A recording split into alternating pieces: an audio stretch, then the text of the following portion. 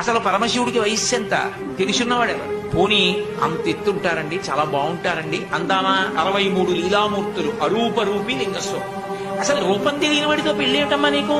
పైగా కులం గోత్రం తెలుసుకోవాలా పెళ్ళంటే? కులం గోత్రం తెలుసుకుందామంటే తల్లి తండ్రి ఏది లోకంలో ఆయనకు పుట్టుకంటూ ఉంటే తల్లి తండ్రి. అటువంటి వాడు అమ్మా నీకెక్కడ దొరికాడు? అతనితో పెళ్లి ఉంటే ఇవన్నీ అలా వచ్చాయి. పొద్దున్న పెళ్లి అయిందనుకో గృహప్రవేశం చేయించాలి అత్తవారింట్లో. ఎక్కడికి తీసుకెడతాడో తెలుసా? శ్మశానానికి తీసుకెడతాడు. అక్కడ మీ కాపరం ఉంటావా? ఏంటమ్మా ఆయనతో పెళ్లి అని ఊరుకోలేదు. ప్రత్యక్షం అయిపోయాడు అనుకో, ఆయన సొమ్మేం పోయింది, పెళ్లి చేసుకోమంటే సంతోషంగా చేసుకో. రేపు పొద్దున్న మీ తండ్రి అంత ఐశ్వర్యవంతుడు, మంచి పట్టుబట్టలు బంగారు పళ్ళెల్లో పెట్టి కట్టుకోబోయే అల్లుడు ఇస్తాడు. రక్తం ఓడిపోతున్నటువంటి 7 తోలు ఒకటి కట్టుకొని వస్తాడు పెళ్లిపేట్ల మీద. బాగుంటుందా?